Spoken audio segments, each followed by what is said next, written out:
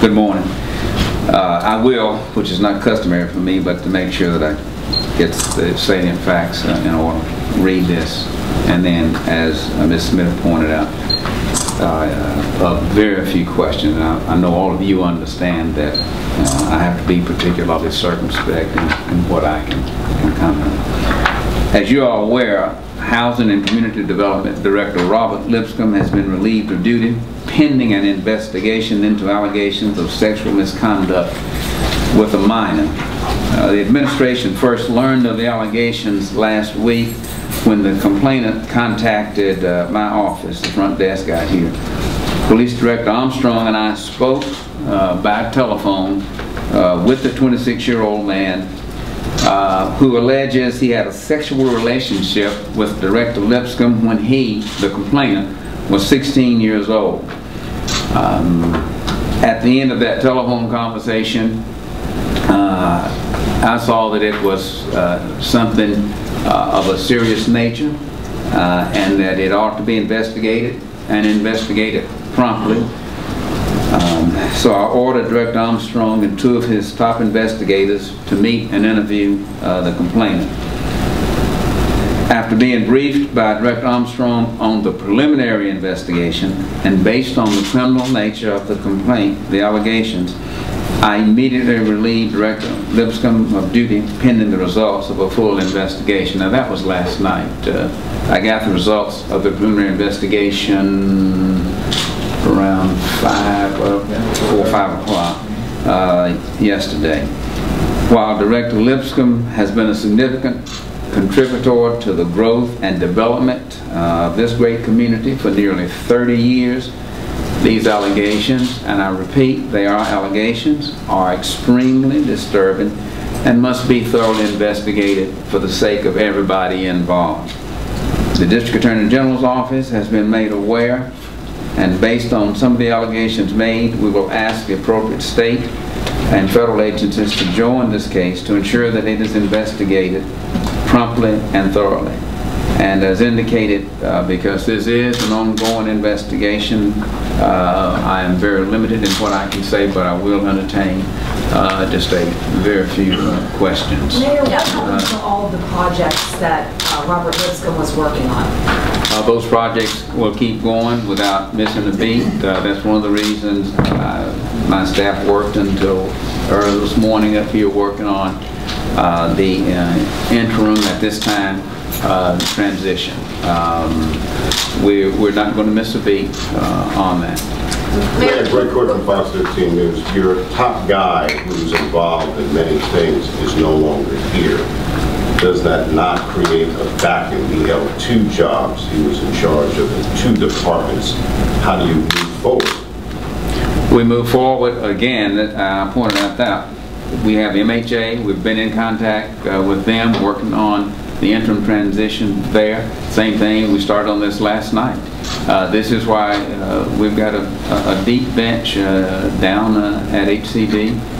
If you'll notice, any time you would have seen Mr. Lipscomb, there were a whole bunch of folks intimately involved in each of those projects. There were outside consultants involved in it. These are business transactions rather, and they'll go on. We'll be in contact. Just 1 second, Mr. Vito, let me finish that. We'll be reaching out and contacting all of the private partners to ensure them these are business transactions. This kind of thing, not this particular kind of allegation. There are folks who transition in the private sector all the time, but nobody ever just shut down a project because one of the principals left, and that's why we'll do the same thing here. Did you inform Mr. Lipscomb who spoke to him personally and told him that he was going to have to take? I spoke with him directly, sitting side by side last night. What was his reaction, sir? I won't get into that. Why did you Mr. Prezio, then I'll come around. Real quick, can you clarify, so has he been removed from both positions at MHA and HCD? Because he does hold those dual positions? Yes. Or what's the MHA status? Yes. We have spoken with the chair of the board at MHA, and there will be an interim transition there. Mayor, can you say why you sent Director Armstrong to Seattle to do the interview and not initially get the FBI or the other agencies involved from the beginning? Because it involved a city employee. We have an internal affairs bureau. This is a protocol that we always follow. Was the DA ever contacted before? I don't know whether Director Armstrong contacted her before. Keep in mind, this was an allegation. This was an allegation made by phone at the time we got involved. In many instances, when a complaint comes into the police department, you don't call the DA first. But once... But when you're going across state lines? State lines have absolutely nothing to do with it. We send investigators in Mississippi and Arkansas every day without contacting. It would be ludicrous for us to say, well, the guy committed a crime in Orange Mound, but he's in West Memphis, so we've got to contact the DA. There's absolutely nothing that requires us to contact the DA to follow up in the initial phases of an investigation. Now, once it gets to the point where it looks, hey, this could possibly be serious, that's when you get in touch with the DA. Several charges came forth in 2004. What do you know about other charges or other accusations? I will not comment on that. This investigation is wide open. It would be inappropriate for me to get into the possibility of other allegations. Mayor Wharton, can you tell us, this is Maurice Bateman with Fox 13, can you tell us what other agencies you've asked to assist you in this investigation? So far, it has been the DA's office. Again, once I spoke with Mr. Lipscomb, I backed out and turned it over to the police authorities. So with respect to who Director Armstrong is talking to, I'm not the best person to talk to about that. My job was to get it in the hand. I'm not an investigator.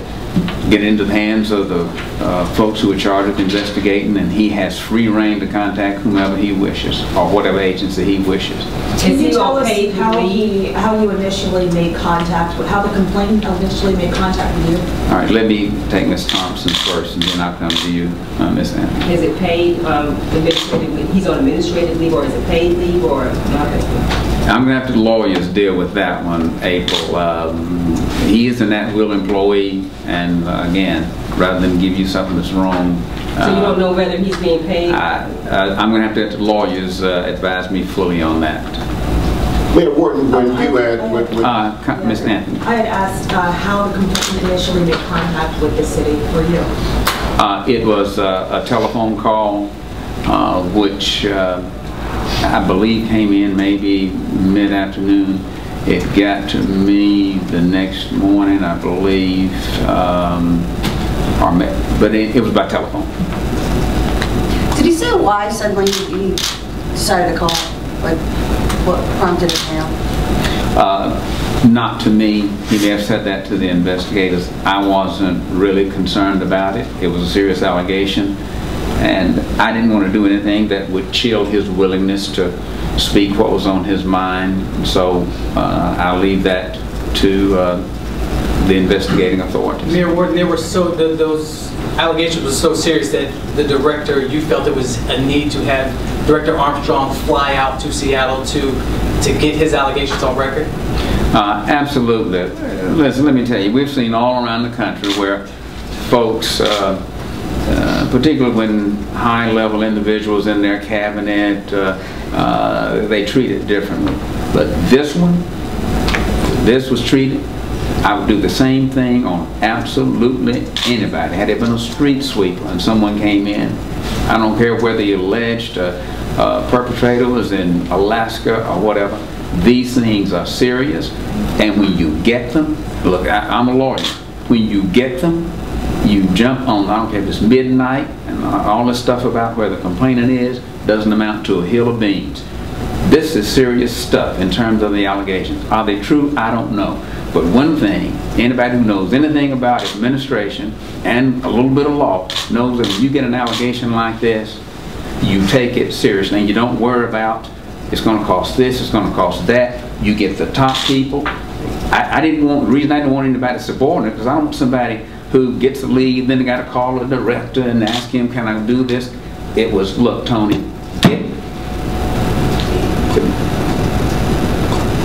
we jumped on it, and I wanted it done right, and that's it. And I'm not going to apologize to sending him out there. The fact that this Mr. Lipscomb According to documents Fox 13 has obtained, paid this individual hush money. That's a part of the investigation. That's the part of the investigation. Does that disturb you at all, sir? That's a part of the investigation. Now this is where I will refer to this. It says very disturbing. And again, this is why we're not going to spare any measure, any detail to get to the bottom of it. And your thoughts about the fact of the timing of this, Mayor? Can you speak to that? Of this so close to your, the election on your office? You know what? Let me tell you about the election. I really could care less about that. There's never a wrong time to do the right thing. And that's just point blank it. Why don't we just wrap it up there? Can you tell me how This is the last question. Can you tell us how Lipscomb made contact with the team, and was it within his job that he made contact? Did he make contact with the team while carrying out his job? The team? The teen at the time. Oh, the teenager. Okay. That's a part of the investigation. That is a part of the investigation. As I said earlier, I'm coming on here. Folks, that's it. Well,